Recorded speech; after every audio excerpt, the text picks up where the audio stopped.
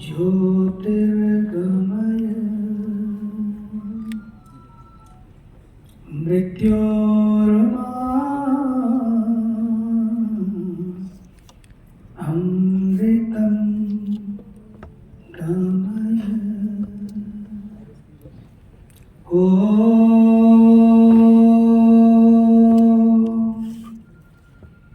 शांति शांति शांति।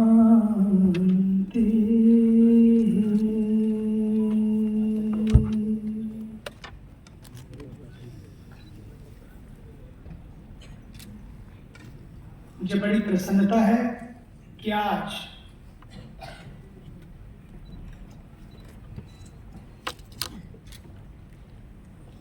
जैसे हमने प्रवेश किया, सबसे पूर्व यज्ञ की आहुतियां हम सबने डाली और उसकी शुरुआत करते हुए, प्रारंभ करते हुए हम सब अंदर आए। मुझे ये कहते हुए कोई भी संकोच नहीं है। हमने यज्ञ किया, यज्ञ घर के अंदर आए और बचपन से मुझे तो यज्ञ अपने घर से भी करने का मौका मिला। मैं तो बहुत छोटा था, 8 साल का, उसके बाद 1 साल का मौन, उसके बाद मुझे जंगल की यात्रा करनी पड़ी, फिर जंगल से लेकर पूरे विश्व की यात्रा। लेकिन सब को यज्ञ करते हुए देखते हुए, यज्ञ में वातावरण उत्पन्न करते हुए भी मुझे इस बात में कोई भी संकोच नहीं है कि आज हमारे देश का सौभाग्य है। हम लोग तो यज्ञ करते हैं, लेकिन आज हमारे देश का सौभाग्य है कि हमारे देश के पास एक ऐसे यशस्वी, ऊर्जावान, तपस्वी प्रधानमंत्री हैं जिनका जीवन ही यज्ञ है।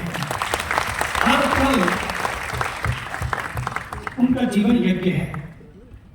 यही कारण है कि आज इस देश में नहीं, पूरे विश्व में जहां जहां बात आती है, एक समय था कि यहाँ महाभारत हुआ, लेकिन आज उनकी तपस्या और उनके उन विचारों के कारण मैं देख रहा हूं कि देश अब किसी महाभारत की ओर नहीं, बल्कि एक महान भारत की ओर अग्रसर हो रहा है।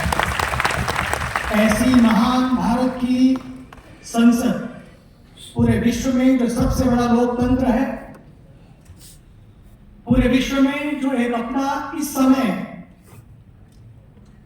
पिछले वर्षों के विश्व को भी मैंने देखा और अभी मैं देख रहा हूं, आज का जो भारत है पूरे विश्व की नजरों में, आज पहली बार लगा है कि विश्व भारत को भारत की नजरों से देखना प्रारंभ कर रहा है।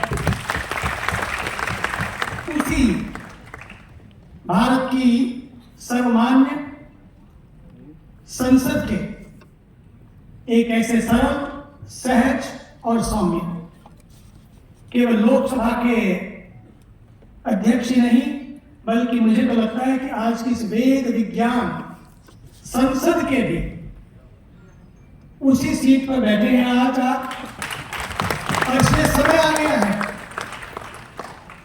आ गया है कि उसकी क्या दिशा हो। सबसे पहले तो मैं हमारे श्री कैलाश चौधरी जी, मैं अमेरिका में था, जब निश्चय हुआ कि ये कार्य दिव्य कार्य है, प्रभु का कार्य है, क्योंकि वेद अपौरुषेय हैं, ये होना चाहिए, कहाँ हो, किस जगह हो, तो लगा कि ये एक ऐसा बीज है जिस बीज को इस तरह से वपन करना है कि ये वेद वाणी विश्ववाणी बने, वेद भाषा विश्व भाषा बने, ये वैदिक विजडम वैश्विक विजडम बने। इसलिए क्योंकि वसुधैव कुटुंबकम की ये चर्चा इसी ग्रंथों ने हमें दी है, और इसलिए भी जरूरी है कि वेद भाषा जन जन की भाषा बने। तो मुझे लगा जैसे इसका बीज वपन कहां से हो, तो जहां से भारत के लिए उत्तम कृषि प्रदान करने के लिए एक अनुसंधान क्षेत्र है, हमारे पास एक पूरा परिसर है, तो क्यों ना जब वैदिक खेती की बात हो तो उसी परिसर को चुना जाए। तो मैंने उनको फोन किया, ये कहीं कार में थे, मैं प्लेन में था, ये कार में थे, मैं प्लेन में चढ़ने जा रहा था, और उन्होंने तुरंत ही मैंने ये चर्चा जब की कि मैं चाहता हूं कि समय आ गया कि भारत के ऊर्जावान प्रधानमंत्री जी जब पूरे विश्व में, जब यूनाइटेड नेशन में गए, एक उन्होंने योग की बात की, आज योग मैं विश्व हो गया, और मिलेट की बात की है, तो मुझे लगता है कि पूरा विश्व भी मिलेट में हो जाएगा। मिलेट से चर्चाएं होंगी, और इसलिए ये मेरे मन में एक बीज आया है, क्यों ना इसको, उन्होंने तुरंत कहा कि ये है वैदिक संस्कार। उन्होंने कहा डन, मैं अभी बात कर लेता हूं डीजी साहब से, और ये बिल्कुल हो जाएगा। कॉल करके वापस कॉल किया, और ना बोली दैट उन्होंने एक बात मुझे कही, बोले मेरी एक इच्छा है, मुझे तो आपने कहा आप हमारे आदरणीय कृषि राज्य मंत्री जो इन सब विषयों में बहुत रुचि लेते हैं, क्योंकि मैं तो ऐसे जानते तो उनको लगा कि वो परिचय दिया उन्होंने कि बड़े संस्कारी हैं, बड़े कर्मठ हैं, और बड़ी कई बातें मुझे उन्होंने बताई अपने मंत्री जी के बारे में। लेकिन ये संस्कार है, नहीं तो मंत्री जी तो वो भी है, कह दे तो बात होगी, बात पूरी हो गई, हो जाएगा। लेकिन ये बात कहना कि आप आदरणीय मंत्री जी से भी बात कर लीजिए और अच्छा लगेगा, उनको भी इनवाइट करिए। लेकिन अपने तो पहले लिस्ट बन चुकी थी, तो भी हमने आने का, मेरे को बिल्कुल नो प्रॉब्लम, डन। और आज मैं प्रसन्नता पूर्वक कहना चाहता हूं, जस्ट 1 मिनट की कॉल, वो पार्लियामेंट में थे, जैसे ही पार्लियामेंट से बाहर निकले 5 मिनट के बाद ये फोन आ गया कि कहिए प्रभु। मैंने उनको बताया, उन्होंने भी कहा डन, और उसी समय इसकी पूरी भूमिका बन गई कि क्योंकि परिसर तो चाहिए, वो परिसर भी ऐसा जहां पर जो बीज पड़े तो वैश्विक बीज बने, वो वैश्विक वृक्ष बने। और आज समय आ गया ऐसे हमारे आदरणीय श्री नरेंद्र सिंह तोमर जी भी, और साथ ही बैठे हुए जिनको अभी भी आपने सुना, सागर में गागर भर दिया, वैदिक सागर में गागर की तरह उन्होंने जल भरते हैं, जैसे परिचय कराया इस वैदिक विजडम का।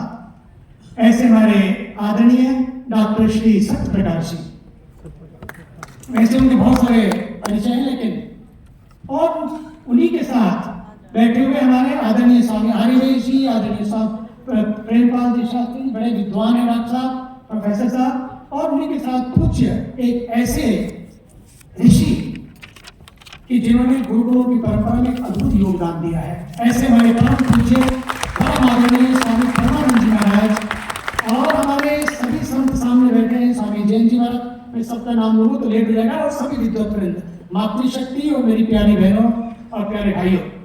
अभी बात हो रही थी कैसे, इसका उद्देश्य क्या है। मैं भी पढ़ रहा था कि अमेरिका में मुझे किसी ने विकिपीडिया दिया, बोले कि विकिपीडिया पे ऑनलाइन देखा, सब देखा, मुझे लगा विकिपीडिया है सो मच सो, और विकिपीडिया की कहानी बड़ी अजीब है, कैसे शुरुआत हुई विकिपीडिया की। मेरी कल मैं बात करूंगा क्योंकि समय की मर्यादा पूर्ण टाइम से पूर्ण करना है। कैसे विकिपीडिया शुरू हुआ, किसने शुरू किया, कैसे हुआ, और क्या कमाल हो गया।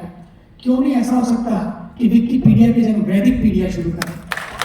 वैदिक पीडिया है, और उसकी शुरुआत हो गई है। और डॉक्टर विमल वधावन, ये अपने डॉक्टर ने अपने विमल वधावन जी सुप्रीम कोर्ट के एडवोकेट ऋषिकेश में आके कोरोना काल में पूरी प्रैक्टिस छोड़ दी, आधा पैसा दान कर दिया, फिर लगा ऋषिकेश में रहकर अभी थोड़ा बाकी है, वो वापस आए, वो भी दान करके पूरा का पूरा 2 कपड़ों में, और कभी नंगे पैर और कभी चप्पल, और आके परमार निकेतन पूरा वेदों के ऊपर ही काफी जबरदस्त काम करने की शुरुआत हो गई है। हमारे जैन जी बैठे हैं, वहाँ 100 बच्चे ऋषि कुमार वहाँ वेदों के ऊपर काम करेंगे। अभी हमारे आदरणीय हमारी अलका जी बैठी है, हमारे देवताओं का तो नाम आता है, लेकिन हम देवियों को भूल जाते हैं, और सच माने तो देवियां ही इस देश की सबसे बड़ी शक्ति हैं। अलका जी बैठी हैं, अभी मेरे पास दोनों आए थे, दोनों ने बातचीत की, और वहां पर यह तय हुआ कि उत्तराखंड की धरती पर हिमालय में 4 वेदों के लिए अच्छे अच्छे विद्वान हो, उसकी शुरुआत होनी चाहिए। मैंने कहा डन, और बहुत शीघ्र ही 4 वेदों के विद्वान वेद पर शोध करने के लिए वहां पर उत्तराखंड की धरती पर हिमालय में बैठ करने के जो भी होगा आप चिंता नहीं करिए, मतलब ले दे के जहां भी था थोड़ा बहुत इकट्ठा करके इधर से उधर से, अब क्योंकि ईमानदार है, वैसे तो पुलिस कमिश्नर थे, चाहते तो पता नहीं क्या क्या भर लेते। बात यह है कि पॉकेट में इतना नहीं है कि 17 बच्चों को भी खिला सके। सच्ची कह रहा हूं, यही ईमानदारी इस देश की, ये है वेद का जीना। वेद को मानो, वेद को जानो, लेकिन वेद को जियो। ये जरूरत है कि वेद को जिए। ये है वेद को जीना कि 17 बच्चों को खिलाने के लिए दोनों को सोचना पड़ रहा है। कहते 17 नहीं 70 और 170 शुरू हो जाइए, सारी व्यवस्था परमात्मा के तरफ से हो जाएगी, क्योंकि वेद के प्रचार को आगे बढ़ाना है। क्योंकि यही तो हमारे देश के एक ऐसे महर्षि 200 वर्ष पूर्व जिन्होंने पहले उद्घोष दिया कि आइए वेदों की ओर लौटो और अपनी प्रभुता को समझो। हम अपनी प्रभुता को ही भूल गए। उस प्रभुता को समझने के लिए भारत के ऊर्जावान प्रधानमंत्री जी ने, इसलिए जब उन्होंने सबसे पहले कार्यक्रम की शुरुआत की, घोषणा की, हम सुन रहे थे, देख रहे थे कि किस तरह से उन्होंने महर्षि दयानंद जी के उन कार्यों को उस समय कैसा क्रांतिकारी समय था, वो कितनी मुसीबतें थी, लेकिन उन्होंने सबसे अपनी तपस्या, अपनी पवित्रता के बल पर उन्होंने मुझे हटा लिया। सबसे भिड़े, सबसे लड़े और आगे बढ़ते ही चले गए, ना डरे ना किसी को डराया, लेकिन अपनी बात को आगे बढ़ाया। और यही आज का कारण है कि आज भारत के प्रधानमंत्री जी ने, फिर आदरणीय अमित शाह जी गुरुकुल में जब पधारे, उन्होंने भी कमाल कर दिया। जो उस दिन बोले वो सुनने लायक है, क्योंकि समय की मर्यादा है, मैं नहीं कहना चाहूंगा अभी सारी बातें। आदरणीय सत्यपाल जी ने सारा कार्यक्रम किया था, अद्भुत था वो कार्यक्रम, इतनी भीड़, इतने लोग, इतनी सुंदर कार्यक्रम। लेकिन अंतिम बात, क्योंकि समय की मर्यादा है, देखो अभी बात चल रहे थे कि इतनी पुरानी, हजारों साल पहले, पर मुझे लगता है कि ये कोई किताब नहीं है भैया। औरों के पास होगी किताब, एक एक होगी औरों के पास एक ही किताब, लेकिन ये केवल एक किताब नहीं है, बल्कि ये पूरे जीवन का हिसाब है। इसमें जीवन को कैसे सजाना है, जीवन को कैसे बनाना है, कैसे अपनी बैलेंस शीट को बनाना है, ये पूरा का पूरा गणित, पूरी की पूरी साइंस इस पूरे वेद में है। कैसे अपनी बैलेंस शीट को बनाओ। You have to watch every day to yourself. I want to tell the students of today, the youth of today, the science and spirituality must go together. And Veda is pure science, nothing but science. But nothing but science. आप बात करते हैं internet की, अभी विमान की बात कर रहे थे, इंटरनेट की बात करते हैं। इंटरनेट चाहिए, जरूर चाहिए, इसलिए भारत के प्रधानमंत्री बार बार डिजिटल इंडिया की बात करते हैं। चाहिए, लेकिन इसके साथ साथ इंटरनेट आपको पूरे वर्ल्ड से जोड़ सकता है, लेकिन खुद से नहीं, खुद से नहीं। आपने देखा होगा एक कार में बैठे हुए 5 लोग सबसे जुड़े होते हैं, खुद से कटे होते हैं, उन 5 से कटे होते हैं, सभी बिजी अपने अपने स्मार्टफोन के ऊपर। अब सोचिए तो सही, लेकिन वेद कहता है जीवन ऐसा जियो, कट कर नहीं, न काट कर जियो, न कट कर जियो, जुड़ कर जियो। यही तो हमारा वेद है। और इसलिए आज इंटरनेट हो, लेकिन साथ साथ इंटरनेट हो। अगर आप भीतर से कट गए, खुद से कट गए, तो क्या करेगा इंटरनेट। बड़े बड़े लोगों के पास सब कुछ है, मैंने पूरे विश्व में, मुझे तो 45 साल पहले अमेरिका जाने का और पूरे विश्व में जाने का अवसर मिला है, विश्व के राष्ट्राध्यक्षों को मिलने का अवसर मिला है, विश्व के उन सभी मंचों पर जाने का अवसर मिला है। उन सभी मंचों पर जाकर मैंने देखा है, सब सेट है, लेकिन लाइफ अपसेट है। क्या करोगे। मैं देखता हूं कि लोगों ने बड़ी कमाइयां की, वेद कहता है कमाई करो, बड़ी बड़ी कमाई की, लेकिन कमाई करके अलमारियों के शेल्फ भर गए, लेकिन सेल्फ खाली हो गया, खुद को खाली कर दिया, अलमारियों के शेल्फ भर गए। और शेल्फ भरे हुए आज उन व्यक्तियों के जीवन को पाइए तो खोखला जीवन है। एयर कंडीशन में बैठे हैं, लेकिन अंदर हीटर चल रहा है। सोचिए तो सही आप कैसा जीवन चाहते हैं। मैं इस ओर बहुत जा सकता हूं, कैसे साइंस और स्पिरिचुअलिटी दोनों मिलकर काम कर सकते हैं। आज हमें इसी की आवश्यकता है। इंटरनेट भी चाहिए और इंटरनेट भी चाहिए, उसमें दोनों में सेतु बनाने के लिए भारत के ऊर्जावान प्रधानमंत्री आज इसलिए कहते हैं वी नीड्स, हमको स्पिरिचुअलिटी भी चाहिए, हमको अध्यात्म भी चाहिए, हमको साइंस, हमको विकास भी चाहिए, हमको विरासत भी चाहिए, हमको इंफ्रास्ट्रक्चर भी चाहिए, हमको इंफ्रास्ट्रक्चर भी चाहिए। वेद आपको इंटरनल स्ट्रक्चर करता है, भीतर से जोड़ता है, आपको अपने मूल और मूल्यों से जोड़ता है, अपनी जड़ों से जोड़ता है। पेड़ कितना भी सुंदर क्यों ना हो, लेकिन जड़ें सूख जाएं, जड़ें कट जाएं, जड़ों में दीमक लग जाए तो पक्का मानकर चलिए 250 पुराना वर्ष का पेड़ मैंने देखा, कंस वन में यमुना नदी के किनारे 250 वर्ष पुराना दीमक लगी, वो गिर गया, खत्म हो गया। आज हमारे युवाओं को ये जानना होगा, अगर आप चाहते हैं कि जीवन में हरियाली बनी रहे, जीवन में खुशहाली बनी रहे, तो पक्का मानिए, क्योंकि पानी और पेड़ जब साथ साथ होते हैं ना, पता है क्या होता है? हरियाली होती है। जहां पानी, जहां पेड़ साथ साथ होंगे, हरियाली होगी, और जहां संस्कृति और संस्कार साथ साथ होंगे, वहां जीवन में खुशहाली होगी। इसलिए वैदिक संस्कृति और वैदिक संस्कार, इन सबको आगे लाने के लिए आज का ये कार्यक्रम है, जिसमें कल और आज दोपहर के सेशन में खेती की बात होगी, मिलेट की बात होगी, मोटे अनाज की। मजे की बात है, अनाज मोटा और करता है पतला। ये विज्ञान है। जो खा ले उसको अनाज मोटा लेकिन करता पतला। अगर हेल्दी रहना है तो पक्का मानिए आप मोटा अनाज खाइए। इसलिए भारत के प्रधानमंत्री जी हमारे यहाँ G20 होने जा रहा है, तो सबको मैं पक्का किया मोटा अनाज ही खिलाना है। और मोटा अनाज क्यों है, उसकी एक पुस्तिका भी छोटी सी। मुझे तो ये लगता है, आदरणीय अध्यक्ष महोदय, आदरणीय पवित्र हृदय बिरला जी, आदरणीय तोमर जी और आप सब, मुझे तो ये लगता है कि G20 एक शुरुआत है। G20 एक शुरुआत है, और आने वाले समय में G20 नहीं बल्कि G all होगा। G all, यही तो देश की वाणी है। और G all, और फिर कहेंगे जब मिलेंगे एक दूसरे के साथ, कहेंगे G all और Geo all। यही भारत का never attacked anybody. India is not a piece of land. India is a land of peace. India is a land of peace. इसलिए भारत की इस धरती ने जियो ऑल का संदेश दिया है। इसलिए अब जियो ऑल भी होगा, जी ऑल भी होगा, और उसके लिए कुछ चाहिए, उसके लिए वैदिक विजडम चाहिए। उस वैदिक विजडम के लिए आज आपने ये परिसर देकर सचमुच एक नए द्वार को खोल दिया है। हर क्षेत्र के लिए मैं आपका पुनः अभिनंदन करता हूँ, प्रोफेसर धर्मेंद्र शास्त्री जी और मेरे प्रिय डॉक्टर देवेश।